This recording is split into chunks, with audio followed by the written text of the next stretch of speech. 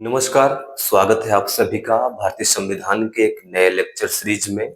आज के इस एपिसोड में हम कवर करेंगे नीति निर्देशक तत्व जो गांधीवादी विचारधारा से प्रेरित हैं और जो उदार बौद्धिक विचारधारा से प्रेरित हैं। संविधान बन रहा था और संविधान में गांधीवादी विचारधारा के भी लोग थे, जिसमें से एस एन अग्रवाल मुख्य थे। और एस एन अग्रवाल ने एक प्रश्न संविधान सभा के समक्ष प्रस्तुत किया कि गांधी जिन्होंने भारतीय स्वतंत्रता आंदोलन में अपने को पूरे तरीके से खपा दिया, अपने सारे सुखों को त्याग दिया और इस देश की आजादी में पूरा बलिदान दे दिया, और संविधान बन रहा है इस देश के लिए, गांधीवादी विचारधारा से प्रेरित प्रावधान कहाँ है? तो गांधी जी के विचारों को मानने के लिए या उनको संविधान में इंट्रोड्यूस करने के लिए कुछ प्रोविजन डाले गए। और गांधीवादी विचारधारा क्या है?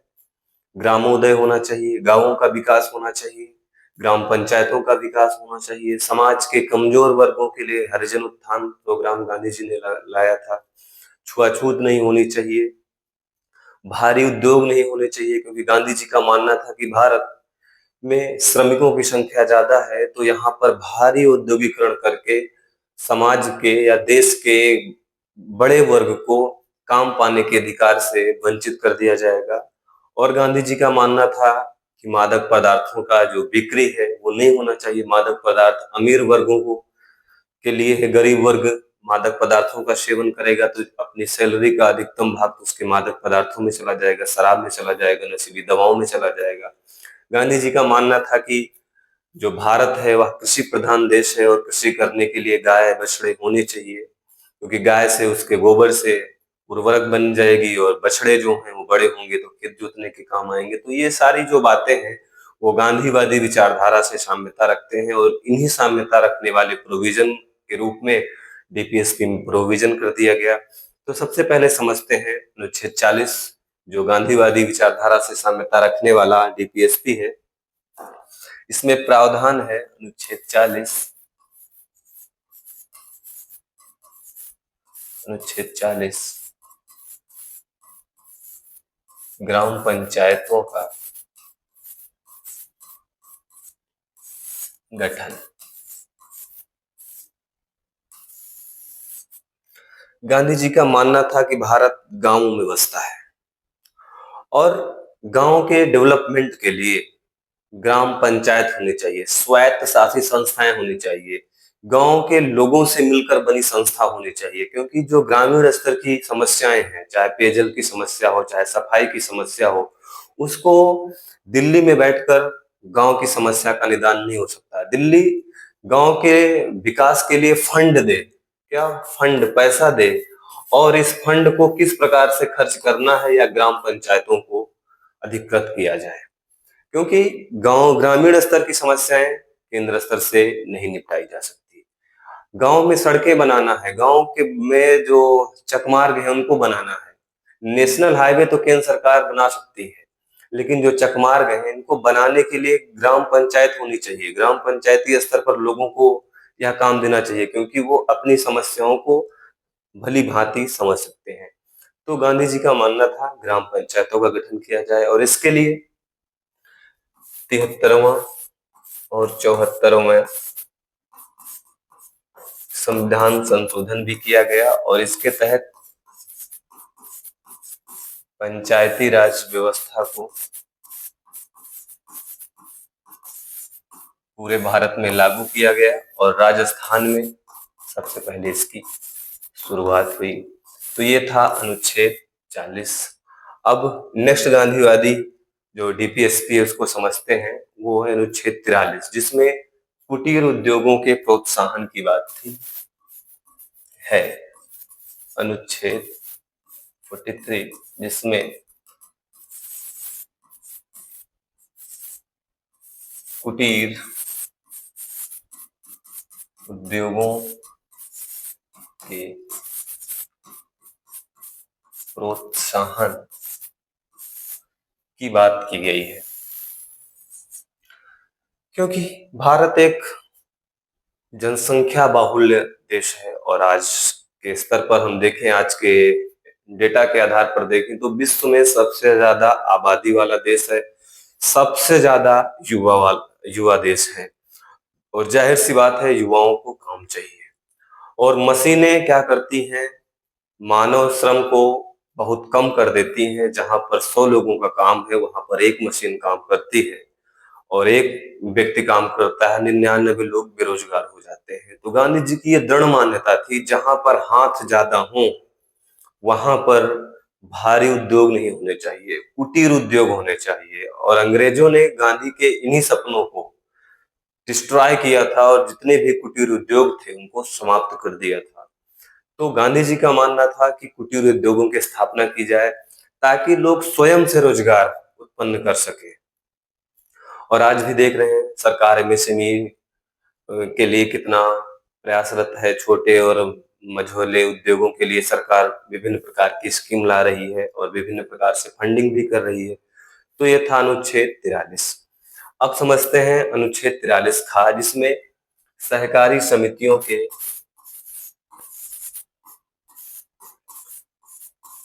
सहकारी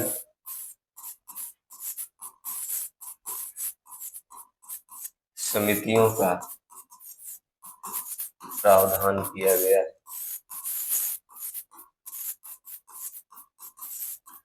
सहकारी का मतलब ये होता है, जब किसी काम को या किसी व्यवसाय को कई लोग मिलकर करें तो ऐसा कार्य क्या कहलाता है, सहकारी कार्य कहलाता है।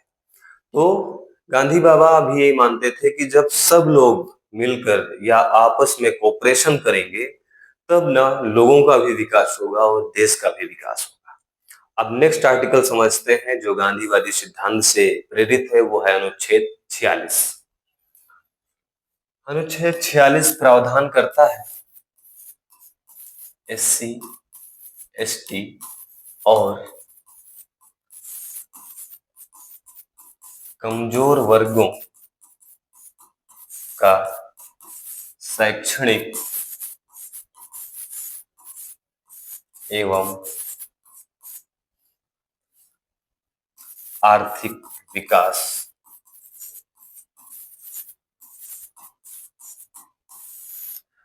समाज के जो कमजोर वर्ग हैं, जिन्हें अधिसंख्य एससी एसटी में आते हैं और ईडब्ल्यूएस भी आते हैं, कमजोर वर्ग भी आते हैं, महिलाएं आते हैं, वृद्ध भी आते हैं, इनको शैक्षणिक रूप से इनको इनकी शिक्षा का प्रबंध किया जाए, इनको विद्यालय तक एक्सेस दी जाए।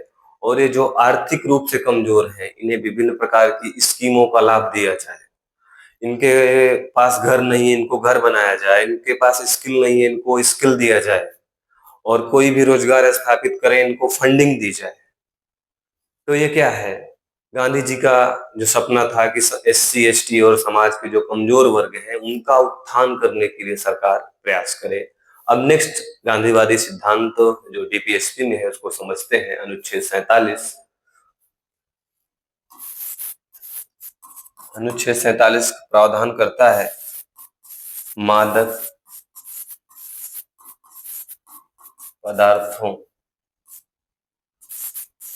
पर प्रतिबंध।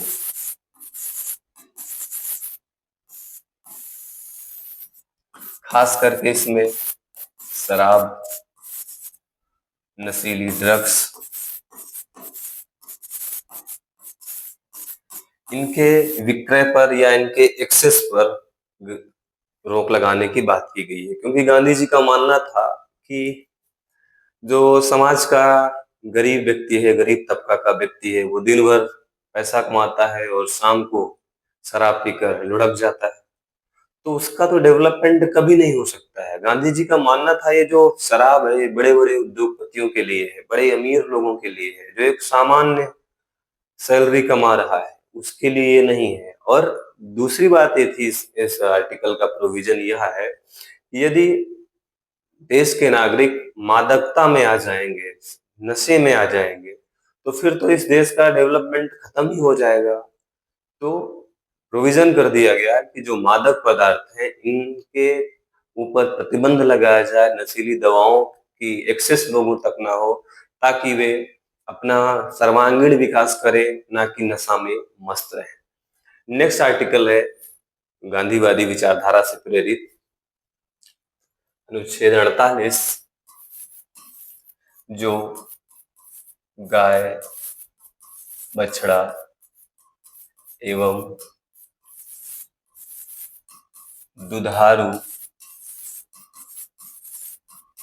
पशुओं की बलि पर प्रतिबंध लगाता है और इनकी नस्ल सुधार की बात करता है। समझते हैं इसको। इसका मतलब ये हुआ कि भारत एक कृषि प्रधान देश है, जिसमें जब देश आजाद हुआ तो इतना ट्रैक्टर नहीं थे, इतने एग्रीकल्चर के जो टूल्स हैं वो अवेलेबल नहीं थे। तो गांधी जी का मानना था कि आप यदि बछड़ों को काट देंगे या इनकी बलि दे देंगे तो खेत को कौन जोतेगा, या फिर किसानों के अनाज को खेत से घर तक कौन लाएगा। बैलगाड़ी के माध्यम से ही होता था, बैलगाड़ी के प्रचलन था। इसी के साथ आपने गाय को मार दिया तो दूध कहाँ से लाओगे। और जो भी अन्य दुधारू जीव है, अगर उनको आप उनका मांस भक्षण कर लोगे तो क्या होगा कि इस देश में दूध की जो मात्रा है वो घट जाएगी। और इससे क्या होगा कि जो ग्रामीण स्तर पर या शहरी स्तर पर दूध एक अच्छा पोषक तत्व माना जाता है, उसकी कमी हो जाएगी। और इसके साथ ही गांधी बाबा ने यह भी प्रोविजन किया, इस गांधी बाबा की इस विचारधारा से प्रेरित होकर यह भी प्रोविजन किया गया, ये जो गाय बछड़े हैं, दुधारू जीव हैं, अगर इनकी नस्ल में कोई प्रॉब्लम आ जाती है तो इसकी नस्ल के सुधार के लिए भी कार्यक्रम किए जाएं। तो ये थे गांधीवादी विचारधारा से प्रेरित डीपीएसपी। अब मूव करते हैं उदार बौद्धिक विचारधारा से प्रेरित डीपीएसपी। उदार बौद्धिक directive principle of state policy.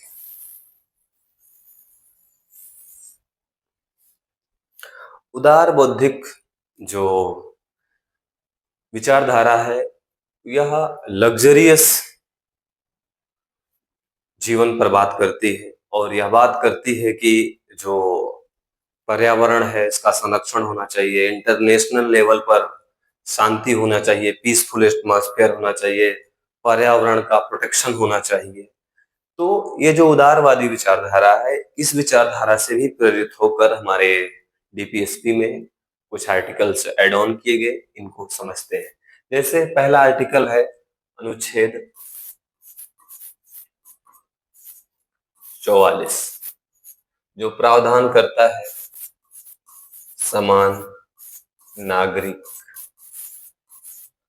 संहिता के, यूसीसी। यूसीसी को समझने से पहले एक बात समझनी पड़ेगी कि हमारे यहाँ बेसिकली दो तरीके के कानून हैं। एक फौजदारी मामले, फौजदारी मामलों का कानून, और एक दीवानी मामलों का कानून। फौजदारी मामले में कौन से मामले आते हैं? लड़ाई हो गई या मारपीट हो गई, चोरी हो गई, किसी ने किसी का घर फूंक दिया, या दो समूहों में लड़ाई हो गई, समूहों में लड़ाई हो गई, भाई भाई में लड़ाई हो गई, खून खराबा हो गया, ऐसे मामले क्या होंगे? फौजदारी मामले होंगे। दीवानी मामले क्या होंगे? संपत्ति, उत्तराधिकार, उत्तराधिकार, विवाह, तलाक, ये सारे मामले किसके अंतर्गत आएंगे? दीवानी मामलों के अंतर्गत आएंगे। तो मसला ये है कि हमारे यहाँ जो फौजदारी कानून है वह हिंदुओं पर और मुस्लिमों पर समान रूप से लागू है, लेकिन जो दीवानी मामले हैं यह जो है दीवानी मामलों में पर्सनल लॉ आ जाता है, मुस्लिमों का अलग कानून आ जाता है।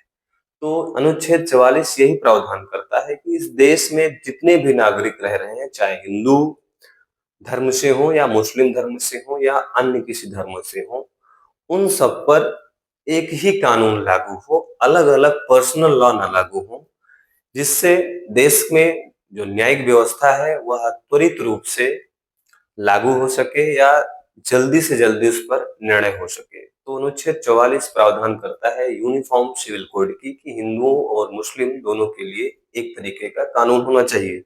और इस क्रम में उत्तराखंड सरकार ने ऐसा पहल किया है और उसने यूसीसी लागू कर दिया है। इसका मतलब यह हुआ कि अब फौजदारी और दीवानी दोनों कानून हिंदू और मुस्लिम पर समान रूप से लागू होंगे। फिर अगला अनुच्छेद समझते हैं, अनुच्छेद 45 जो 14 वर्ष तक के 14 वर्ष तक के बच्चों को निःशुल्क अनिवार्य शिक्षा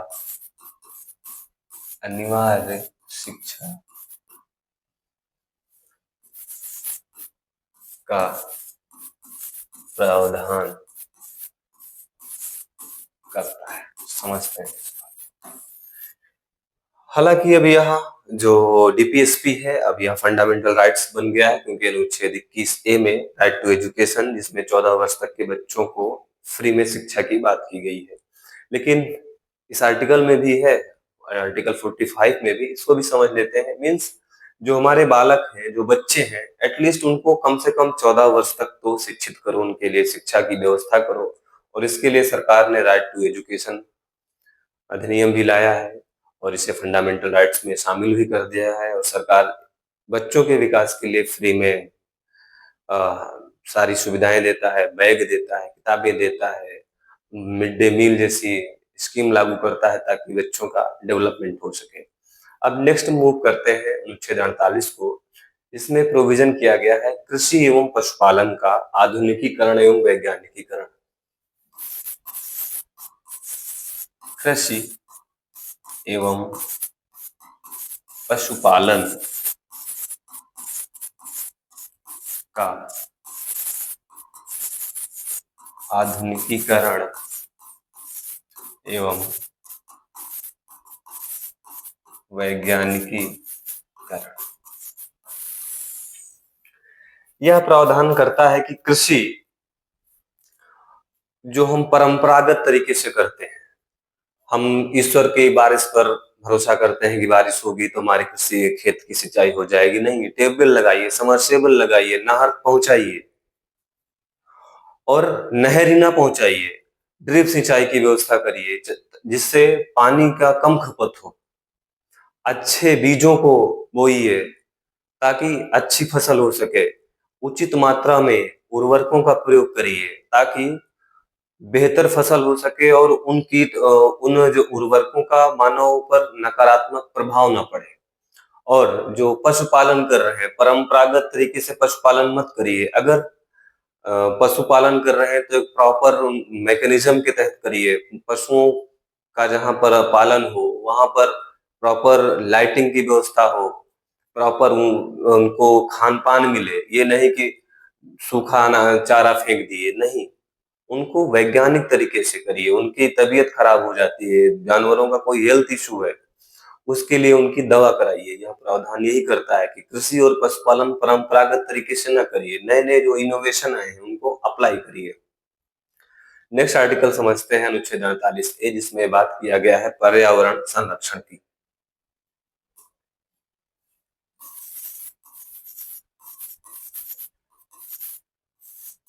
अनुच्छेद 48A प्रावधान करता है पर्यावरण संरक्षण की। पर्यावरण संरक्षण, अगर पर्यावरण को प्रोटेक्ट नहीं करेंगे तो जो गैसों का एक मिश्रण है कि ऑक्सीजन का इतना परसेंट होना चाहिए, कार्बन डाइऑक्साइड इतना परसेंट होना चाहिए, पता चला ऑक्सीजन 5% हो गई और अन्य गैसें 95% में आ गई, तो क्या होगा? मानव कितने दिन तक जीवित रहेगा? पेड़ों को अंधाधुंध कटाई नहीं करना है कि अपने ईंधन के लिए या खेत बनाने के लिए या फर्म स्थापित करने के लिए, कंपनी स्थापित करने के लिए आपने जंगलों को समाप्त कर दिया। रिजल्ट क्या होगा? ग्लोबल वार्मिंग होगी, जो पर्यावरणीय दशाएं हैं वो प्रतिकूल हो जाएंगी। तो इसी को प्रोहिबिट किया गया है और कहा गया है कि आप वन्य जीवों का भी संरक्षण करिए, ये नहीं कि मांस के लिए आप सारे जानवरों को खा जाए। इससे क्या होगा? जैव विविधता का ह्रास होगा। तो जैव विविधता का ह्रास मत करिए, पर्यावरण को संतुलित बना के रखिए। नेक्स्ट आर्टिकल समझते हैं, अनुच्छेद 49 जो प्रावधान करता है। अनुच्छेद 49 राष्ट्रीय महत्व के एवं ऐतिहासिक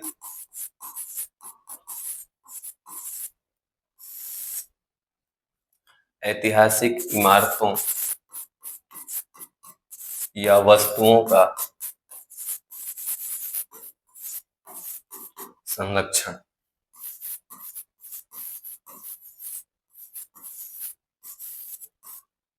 समझते हैं इस आर्टिकल को।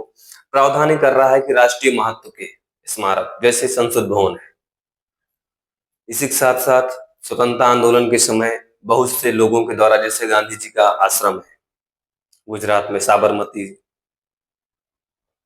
के किनारे।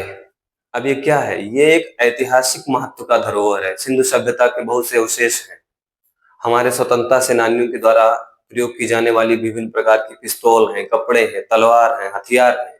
इन सब का प्रोटेक्शन करिए। ताजमहल का प्रोटेक्शन करिए, लाल किले का प्रोटेक्शन करिए। ये सब क्या है? राष्ट्रीय महत्व के स्मारक है, यहाँ से इंस्पिरेशन मिलती है। और यूनेस्को के तहत जो धरोहर मूर्त अमूर्त हैं उनका प्रोटेक्शन करिए, यही अनुच्छेद 49 कह रहा है। नेक्स्ट इंपॉर्टेंट आर्टिकल समझते हैं, अनुच्छेद 50 जो प्रावधान करता है न्यायपालिका का कार्यपालिका से पृथक्करण। अनुच्छेद 50 कार्यपालिका का न्यायपालिका से पृथक्करण। बेसिकली यह बात करता है सेपरेशन ऑफ पावर का और बिटवीन एग्जीक्यूटिव एंड जुडिशरी।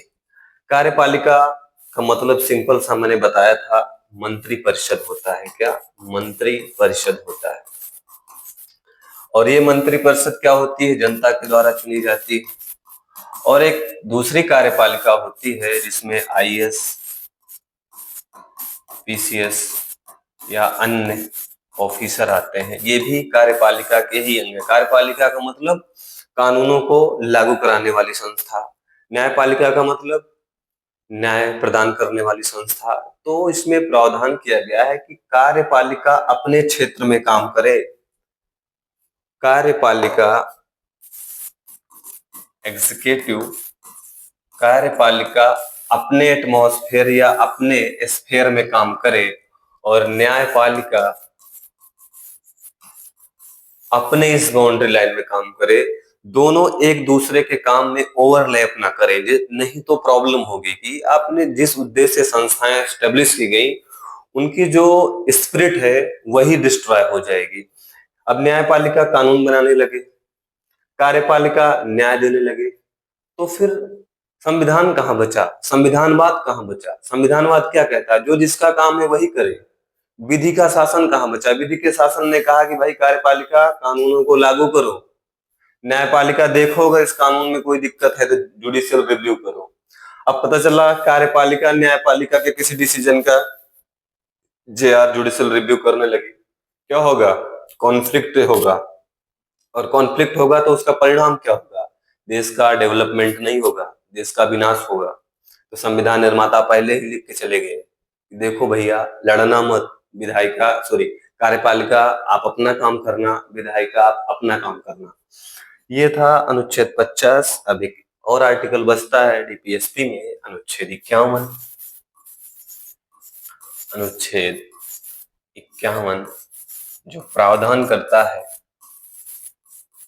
अंतरराष्ट्रीय शांति की